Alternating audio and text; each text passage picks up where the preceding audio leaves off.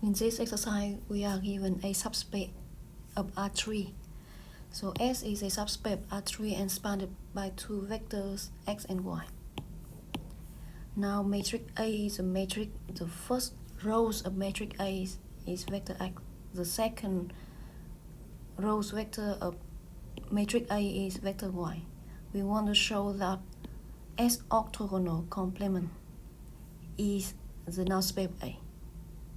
So what it really says that the null space A, the solution set of the system A's x equal to 0, right? This is null space A. The set of all x in R3 such that A times x equal to 0. The solution set of Ax equal to 0 is the complement, orthogonal complements of the row space of A, right? So S spanned by two vectors x and y. S is the row space of A. Right. And we want to show that S complement, orthogonal complement, is an N of A. Whenever we have two sets A and B, we want to prove A equal to B, means that we need to show A is a subset of B and B is a subset of A. Now we do it two steps. Step 1, prove that this one is a subset of null space A, and we prove that the null space A is a subset of S orthogonal complement. So say step 1. We will show that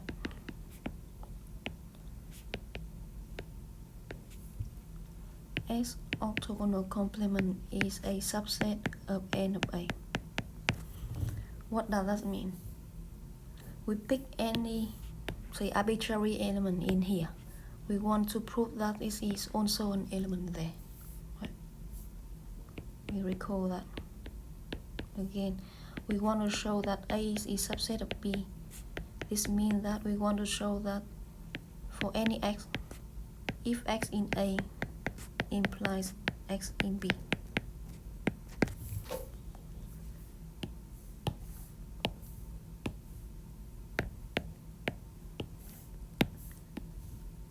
Okay, now we will prove our exercise like this. Pick an element in S orthogonal. Let vector x in S orthogonal. We will show that x in N of A. Right?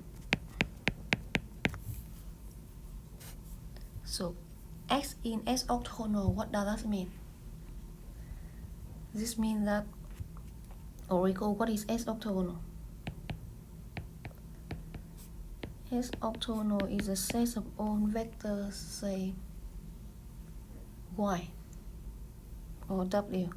Say w in R3 such that w is orthogonal to y for any y in S. Right?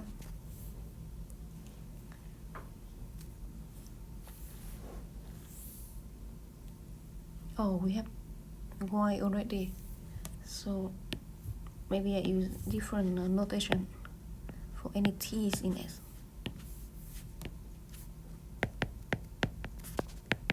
Because y is reserved for this second vector, the row vectors of A. Okay, S orthogonal is a set of one vector that orthogonal to any vectors in S. Now we have that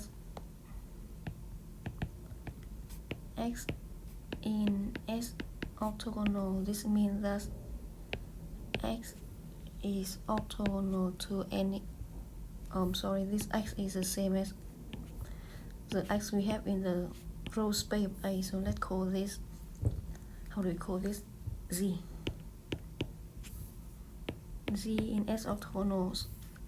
Z is orthogonal to any w for any w vector in S. That's by definition. Okay, so now we need to show that Z, again this is Z, we need to show that Z in N of A,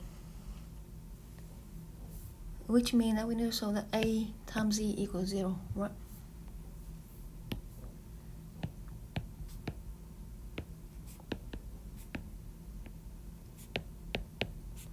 In N of A,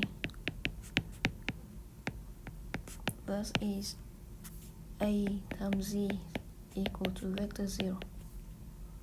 This vector 0 is in R2, right? Because A is a 2 by 3 matrix. C is 3 by 1, right? So this is in R2. Okay, now we have the hypothesis, we have the conclusion. Now we want to go from here. Z is in S orthogonal. We want to show that AZ equal to 0. Okay, now we have A times Z is a matrix x1, x2, x3, y1, y2, y3. Z is in R3, right? Z is in S orthogonal. S orthogonal is a set of all vectors in R3 with this condition. So Z we can write as Z1, Z2, Z3, right? And let me write in Z1, Z2, Z3.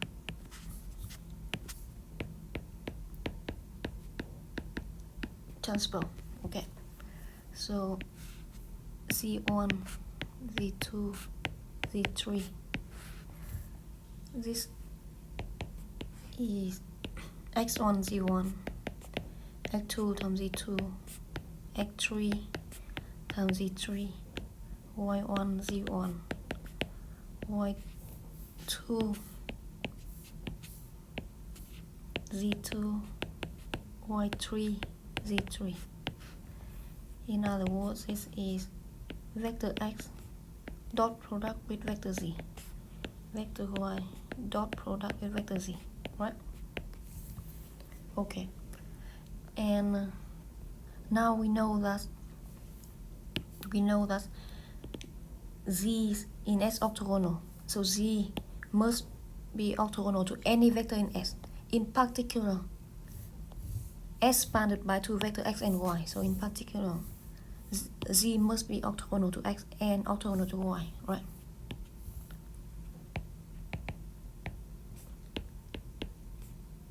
Z in S orthogonal and x in S. We have z must be orthogonal to x, right?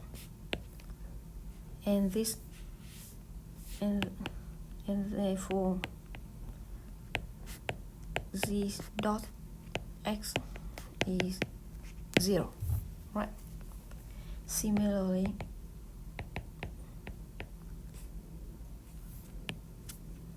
we also have z's in S orthogonal, y in S.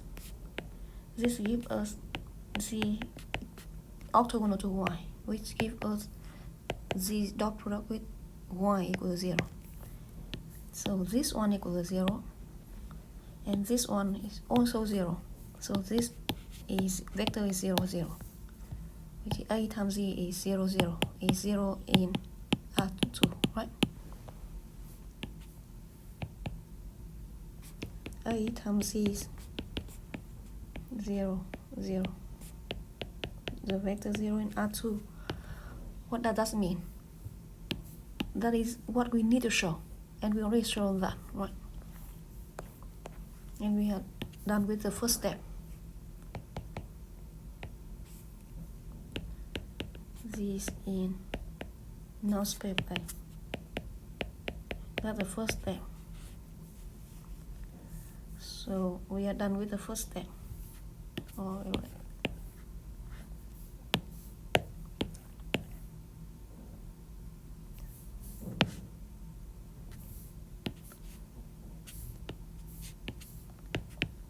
or equivalently. That means this in null space A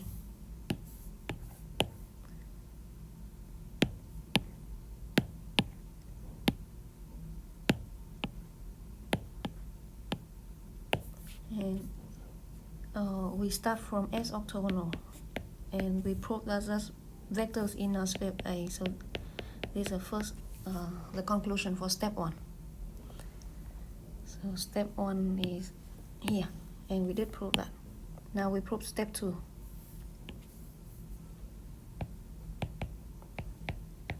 We want to show that, or we will show that the null space of A is subset of S orthogonal. Okay, again we pick an arbitrary element. Say let's know how to call this. Let's call this V. Okay, we have U and V, we never use that. V in N of A. We will show that V in S orthogonal. What?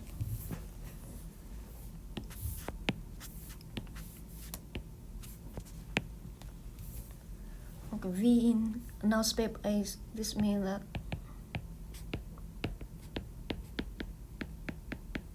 we have AV equal to 0. Vector 0 in R2, right? So AV equal to 0. Again, this means that we have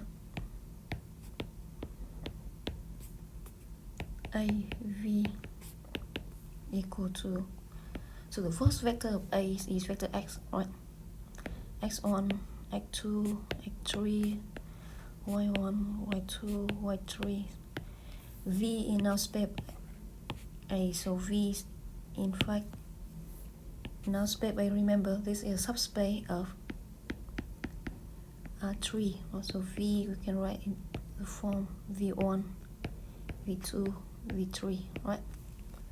Okay, so we don't even need this part, but because we already saw it before, so V1, V2, V3, but I write anyway. This is X1, V1, X2, V2, X3, V3, Y1, V1, Y2, V2, Y3, V3. And this just means that X dot V and Y dot product with V, right? And in fact we can skip all of those steps if we are comfortable with this. A times V is the first row vectors of A times V dot product with V, second row vector of V dot product with V. Anyway, this is 0 because the hypothesis AV equal to 0, because V in the null space of A.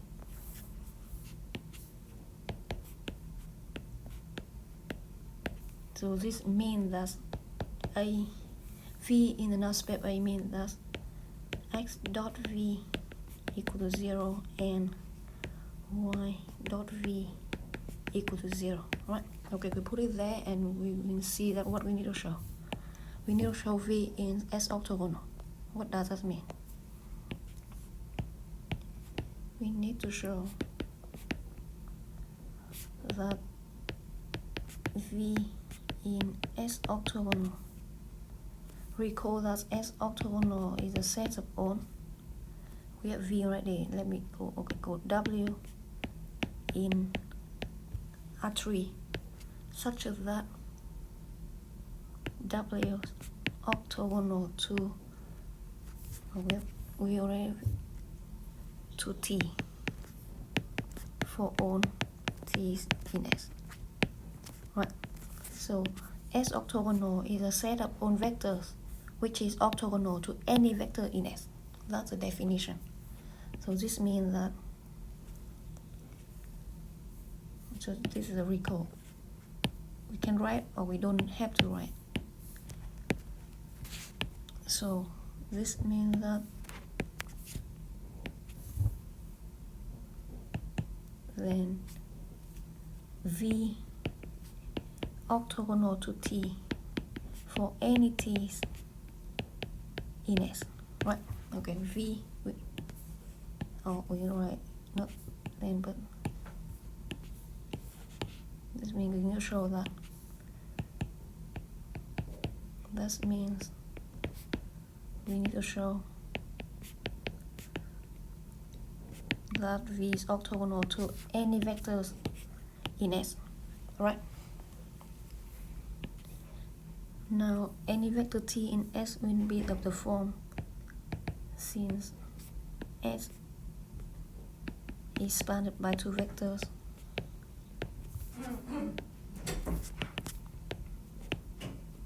by X and Y. We have T's, let T's in S. Let T is in S, since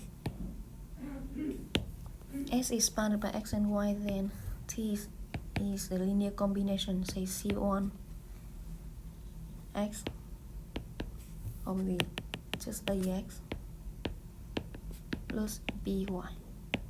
Right. So now we need to show V is orthogonal to T. This means we want to check V dot product with T is 0 or not.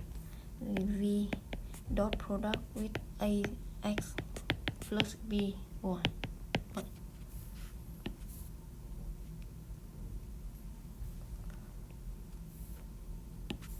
For some A and B scalar. So this means that V dot AX plus V dot BY, right? This is A V dot X plus B V dot Y, and V dot X is 0. Y dot V or V dot Y is also 0. So this is A times 0 plus B times 0 equal to 0. So we already proved that V dot T equal to 0 for any T's in S, which means that V orthogonal to T for any T's in S, which means we already proved that V in S orthogonal complement. Right.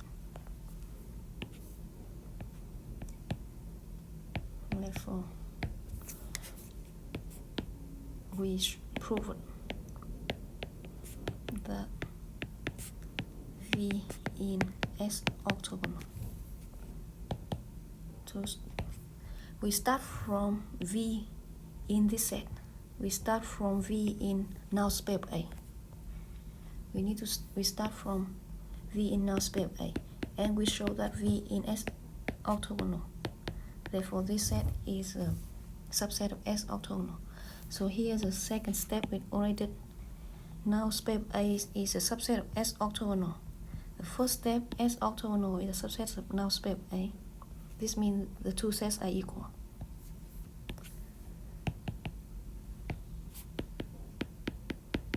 Equal to S orthogonal.